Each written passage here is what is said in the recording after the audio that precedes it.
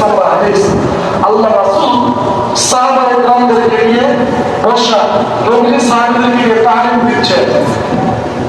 এমন সময় এক ব্যক্তি জাহাল ফুকরা, একটা ব্যক্তি আসলো, সে লোকটা ছিল দরিদ্র। সে ব্যক্তি আসলো, লোকটা দরিদ্র ছিল, লোকটা ফকির ছিল। ইলা নবী সাল্লাল্লাহু আলাইহি ওয়াসাল্লাম, হাঁটতে হাঁটতে নবী করিম সাল্লাল্লাহু আলাইহি ওয়াসাল্লামের কাছে চলে আসলেন।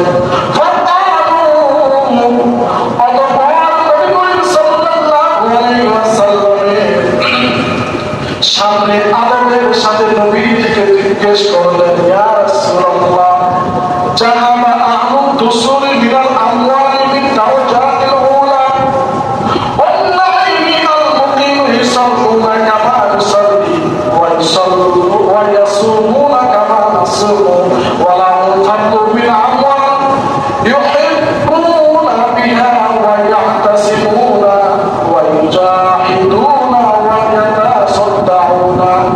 গরীব লোকটি নবীর কাছে এসে বললেন, ইয়া রাসূলুল্লাহ, ইয়া হাবিবাল্লাহ, আমরা তো গরীব, আমরা তো ফকির, আমরা নামাজ আদায় করি, আপনার ধনী সাহাবীরাও নামাজ আদায় করে, আমরা রোজা রাখি, আপনার ধনী সাহাবীরাও রোজা রাখে। ও আল্লাহর রাসূল, আমাদের নামাজ যেমন আপনার ধনী সাহাবীদের নামাজও তেমন, আমাদের রোজা যেমন আপনাদের ধনী সাহাবীদের রোজাও তেমন। ও আল্লাহর রাসূল, আল্লাহ তাআলা আমাদেরকে টাকা দেন নাই, পয়সা দেন নাই, কিন্তু ওই সমস্ত আপনার ধনী সাহাবীরা, তাদের ধন সম্পদ আছে, তারা তাদের ধন সম্পদ টাকা পয়সা দিয়ে হজ করতে পারে, উমরা করতে পারে, দান সদকা করতে পারে, জিহাদের ময়দানের মধ্যে তারা অস্ত্র কেনার জন্য টাকা পয়সা দিতে পারে, তারা অনেক নেক অর্জন করে এই ইবাদত বন্দেগীর পাশাপাশি, কিন্তু আমরা তো পারি না। ও আল্লাহর রাসূল, তারা তো অনেক বেশি নেক আমল করে। নবী করিম সাল্লাল্লাহু আলাইহি ওয়াসাল্লাম বললেন, আলা উহাদ্দিসুকুম, ও আমার সাহাবীরা, তোমরা শোনো, আমি কি তোমাদেরকে এমন একটি নেকের কথা বলবো না? আমি কি তোমাদেরকে এমন একটি আমলের কথা বলবো না? আল্লাহ রাসূল বললেন, আমি কি তোমাদেরকে এমন একটি আমলের কথা বলবো না, এমন একটি তোমাদেরকে নেকের কথা বলবো না? আল্লাহ রাসূল বললেন, আখাযতুম আবওয়াতুম মিন সালাতিকুম ওয়া লাম ইউদরিকতুম আহাদুন বা'দাকুম ওয়া কুনতুম খায়রা মিন আইতুম বাইনা যহরানি ইল্লা মান আমিলা মিসলাহু। যদি তোমরা এই আমলগুলো করো, তাহলে যারা টাকার কারণে হজ করে, যাকাত দেয়, উমরা করে এবং দান সদকা করে, ইমানদের পাশাপাশি এক্সট্রা আমল করে, তোমরা যদি এই আমলগুলো করো, জিহাদের ময়দানে টাকা দেওয়া, উমরা করা, হজ করা এবং যাকাত দেওয়ার সওয়াব যদি তোমরা পেতে চাও, এই আমলগুলো করো।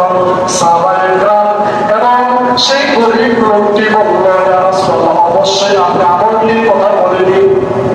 আল্লাহ রাসূল বললেন, মান আমিলা মিসালুহু তুসাব্বিহুনা ওয়া তাহমাদুনা ওয়া তাকাব্বিরুনা খালকা কুল্লি সালাতিন তালাসা ওয়া সালাসিনা। তোমাদের যখন নামাজ শেষ হয়ে যাবে, নামাজ শেষ হওয়ার পরে তোমরা সুবহানাল্লাহ 33 বার কইবা, সুবহানাল্লাহ 33 বার, আলহামদুলিল্লাহ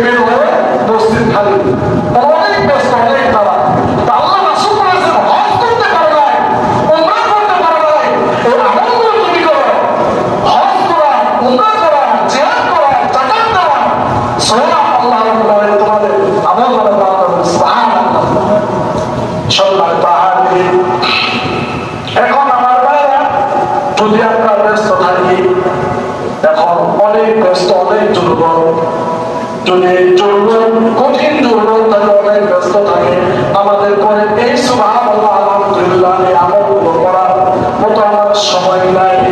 আপনি মসজিদ থেকে যখন বাসার উদ্দেশ্যে যখন বা আপনার কোনো কাজের উদ্দেশ্যে যখন আপনি রওনা হবেন, আপনি আপনার হাতের আঙ্গুলের মাথাগুলো দিয়ে আপনি এই তাসবিহগুলো পড়তে পড়তে যান।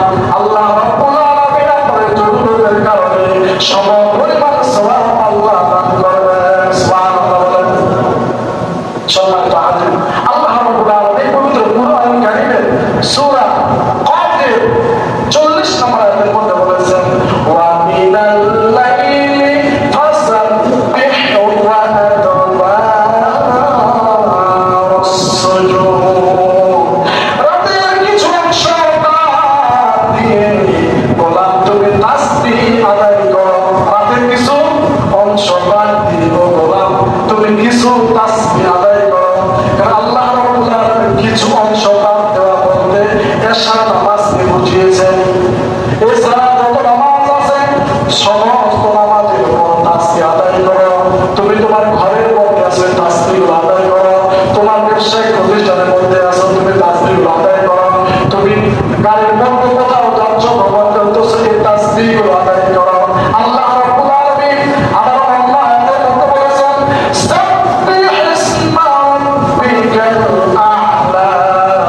তোমরা তোমার রবের নামে তাসবিহ আদায় করো নামাজের মধ্যে এবং নামাজের বাইরে।